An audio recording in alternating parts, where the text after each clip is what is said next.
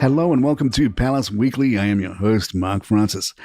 This is the new version of our weekly episode in which we take a abbreviated look at the highlights from royal news during the week. If you didn't get a chance to listen to every episode of Palace Intrigue on a daily schedule, what we'll do here is just give you an abbreviated form so that you're up to speed on all the events that happened. If you'd like the longer stories, please check out the daily versions of Palace Intrigue, but there won't be any new news in this episode. So let's get on with it.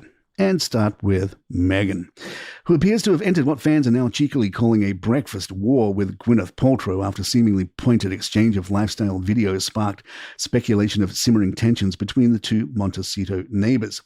It all began when Gwyneth posted a casual makeup-free breakfast reel from her own kitchen. The Goop founder, clad in pajamas, prepared bacon, eggs and gluten-free buttermilk biscuits to the tune of Natalie Cole's "This Will Be an Everlasting Love," the same track used in promotional material for Meghan's With Love Meghan.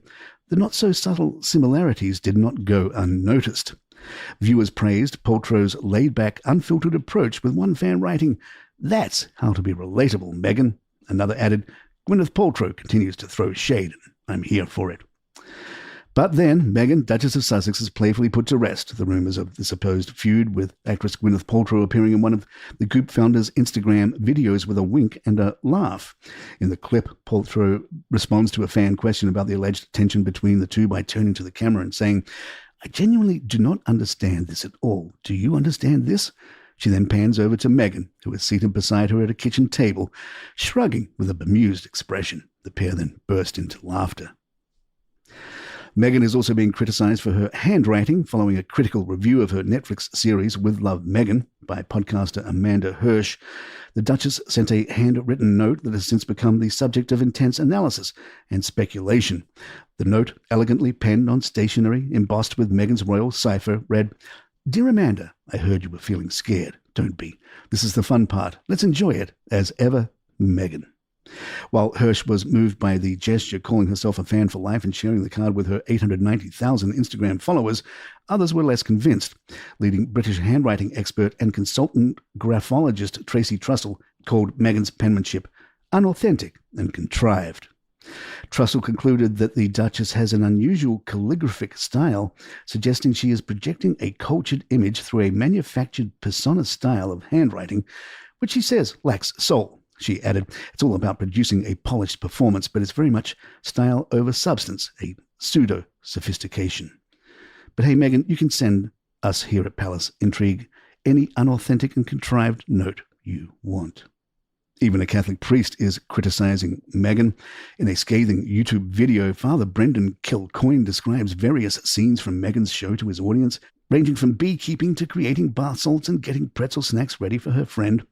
He pointed out the mother of two's blindingly white and pristinely clean bee suit, despite the former actress claiming she has been collecting her own honey for a year. Discussing Meghan's relationship with the royal family, the priest also urged his audience to drink in the mediocrity and savor the narrow escape that one of the most distinguished royal lines in the world has just had. Father Kilcoyne found the program to be bloody awful. In Harry news, after a string of underwhelming projects and widespread speculation about the fate of their Netflix deal, it appears the streaming giant may finally have a compelling reason to stand by the Duke and Duchess of Sussex.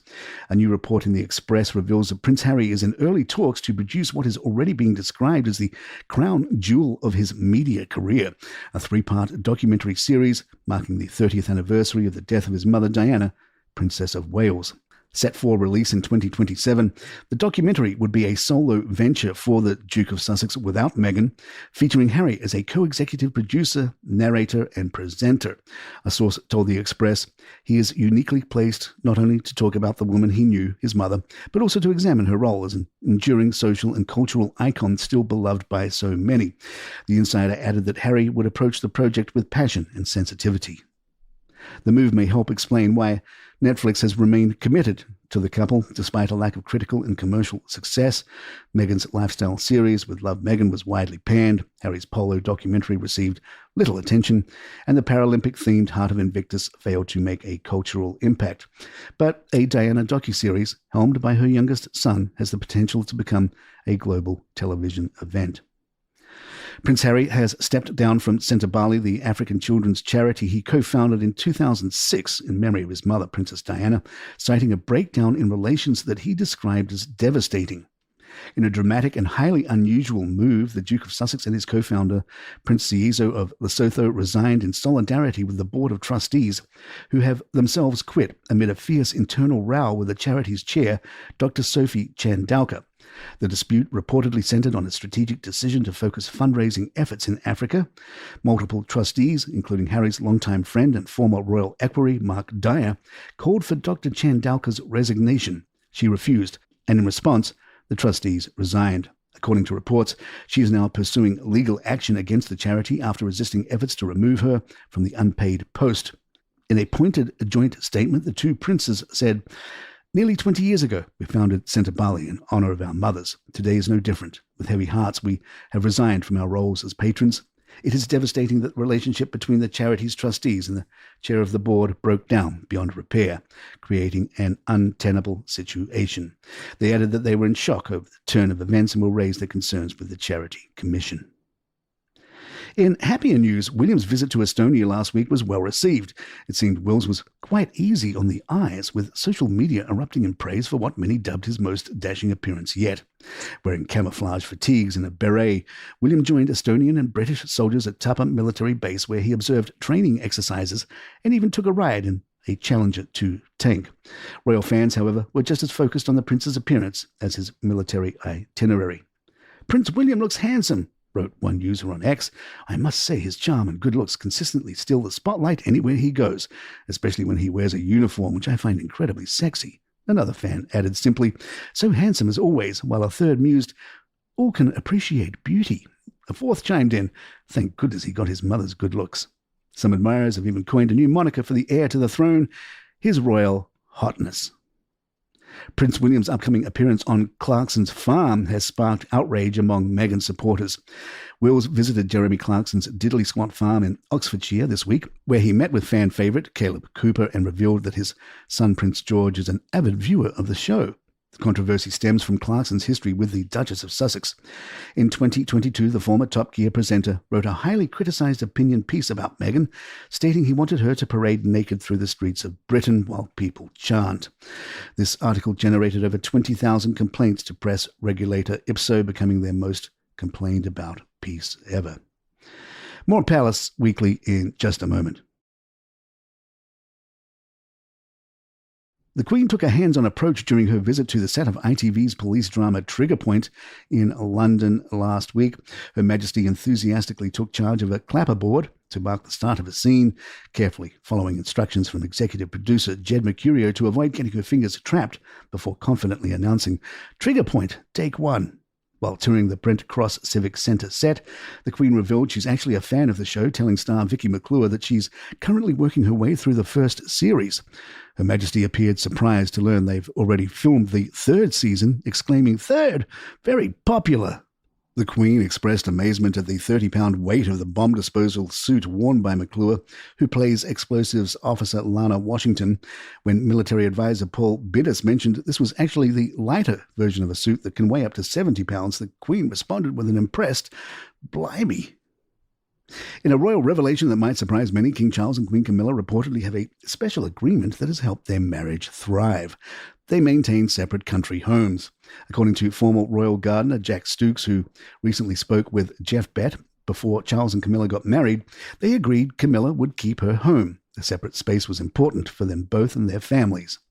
While King Charles enjoys his beloved Highgrove house in Gloucestershire, Queen Camilla maintains her independence at Raymill House in Wiltshire, the property she acquired following her first marriage.